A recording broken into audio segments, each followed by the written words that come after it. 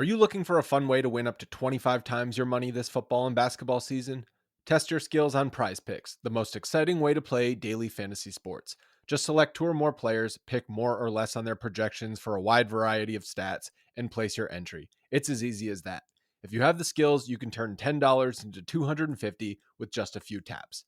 Easy gameplay, quick withdrawals, and injury insurance on your picks are what makes Prize Picks the #1 daily fantasy sports app.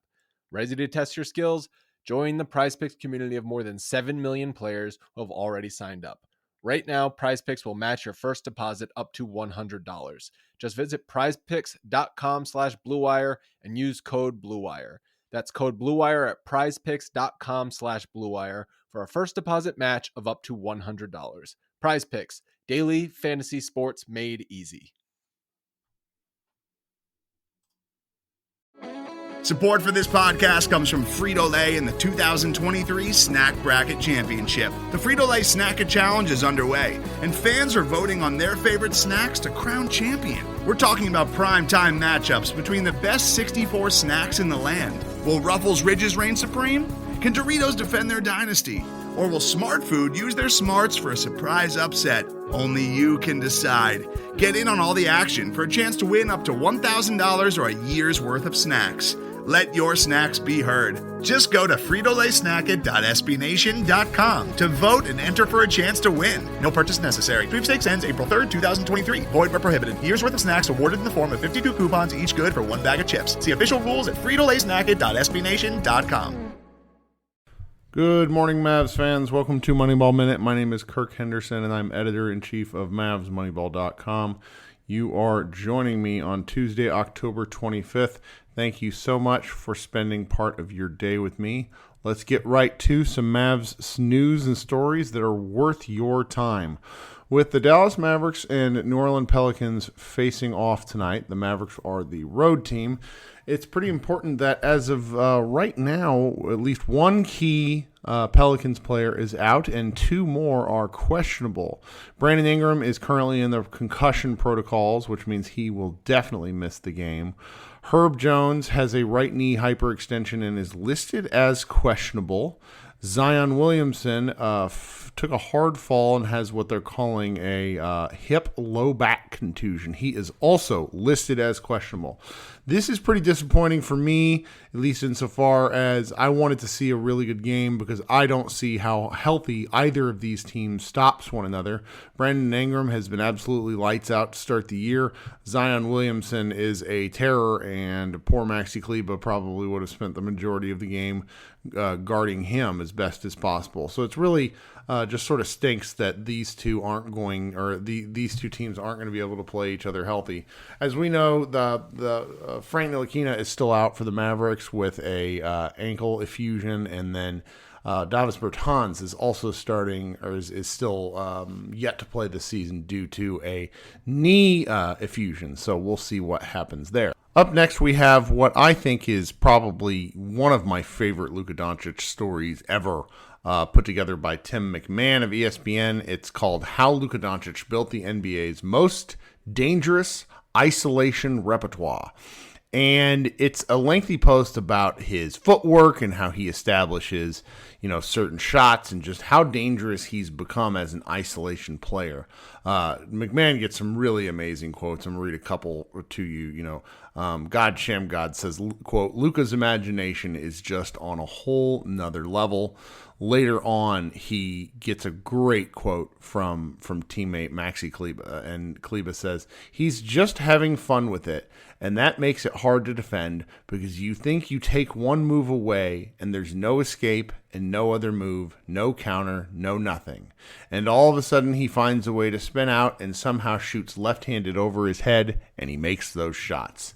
It's not too long of a story, taking about 5 minutes to read. I got the hyperlink in the show notes. It's worth your time if you missed it. It's just so interesting because Luka, one of the things coming into the draft was that he, there's questions about his handle. He didn't really have a very good left hand prior to the draft. And that, as we know now, he's just so dangerous with both hands, and it's really something to watch.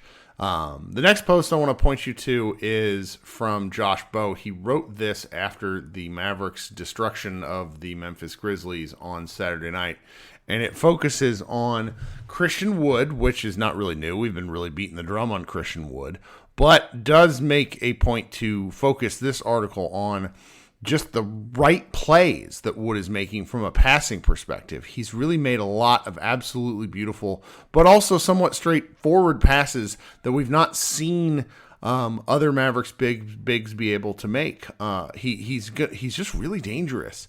I'm not necessarily sure we want to classify him as a playmaker at this point, but the ability to make the right read at the right time is just going to make the Mavericks that much harder to defend. Josh has some video along with his analysis of what's going on. It's a really fun piece. Josh always does great with these post-game columns. He's already started off the year with 2 absolute bangers. Matthew Phillips put together a short post as well on the 2 plays that he considers the plays of the game. I'm not gonna spoil what those are. You should definitely go check them out. But Matthew's been writing these, putting together small GIFs and showing you what he thinks are the best plays of a given game. I've really gotten a kick out of it. What one particular guy on our staff thinks are the best plays. It's a fun read, and also it just usually highlights one of the best things that happens in the game for the Mavericks. While we're talking about Christian Wood and Luka Doncic, it's worth pointing out that as of Tuesday night, Luka Doncic and Christian Wood are in the top 5 of ESPN's player efficiency rankings. That old John Hollinger stat that everybody tends to hate. At the moment, Christian Wood is second in the league with a 36.9 PER. And then Luka Doncic is 5th with 35.43. It's really funny to see this because one of the biggest arguments has been for years is the question of whether a second guy can play with Luka. And obviously between both usage rate, which Woods is very high, and now we see player efficiency ranking, the answer to that question is yes. You just actually have to be a pretty dang good basketball player. With respect to Kristaps Porzingis, he simply wasn't good enough. And so we've seen through 2 games, obviously hilariously small sample size, but what we're looking at is a pair of guys that are absolutely outstanding at basketball. And we're seeing that translate both on the floor and in the numbers. The next piece I want to point you to is one of our new contributors, Logan Thompson, wrote a lengthy what he sort of considers scouting piece. He's scouting the Dallas Mavericks X factors. It's a really lengthy look at what these players can bring to the table individually. He goes through Facu, Jaden Hardy, JaVale McGee, along with Christian Wood and Josh Green and even Frank Ntilikina. He really wanted to talk about these specific players and what they can bring, at least according to what he feels is a scouting report approach. And that was one that I enjoyed reading and editing. The next and final piece that I want to point your attention to comes from DallasBasketball.com. Grant Afseth has a really nice piece working off the notion of the Mavericks are prioritizing strong starts, which is true. We've seen them really look great through 2 games in the first quarter. That's obviously led by Luka Doncic, who is leading the league in first quarter scoring at 17 points in the first quarter through 2 games. Grant went on to point out later on Twitter, and this killed me, that first quarter scoring average is more than Jalen Brunson's current scoring average for an entire game for the Knicks. Just kind of a random pot shot that made me laugh. Anyway, but all of these stories are in the show notes. I thought they were really fun reads, and I want to once again point out to everybody, if you're seeing things around the internet, not necessarily the daily reporting or the daily pieces, the things that are coming from our friends at Locked On, etc.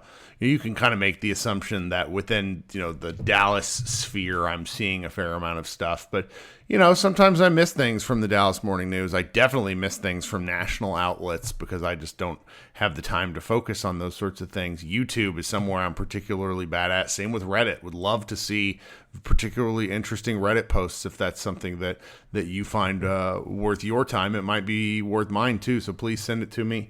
I'm not that hard to find. I'm on Twitter and social media all the time, particularly, and my email's out there as well. All right, guys, great way to start the day. The Mavericks play the New Orleans Pelicans a little later tonight. We'll have fun watching that game, and please come back and check out Mavs Moneyball throughout the day, as we will have content going up, pretty much every 2 to 3 hours all day long. This has been Kirk Henderson, editor-in-chief of MavsmoneyBall.com. Thanks so much, and you guys have a great Tuesday. Today's episode is brought to you by Cars.com. With over 2 million vehicles and 50,000 more added every day, Cars.com will match you with the perfect car for you, your budget, your life, your style. And if you're ready to say goodbye to your current car, Cars.com will get you an instant offer to cash it in. Just start by entering your license plate and get matched with a local dealer who will write you the check. So whether you're looking to buy or sell, just go to Cars.com. It's magical.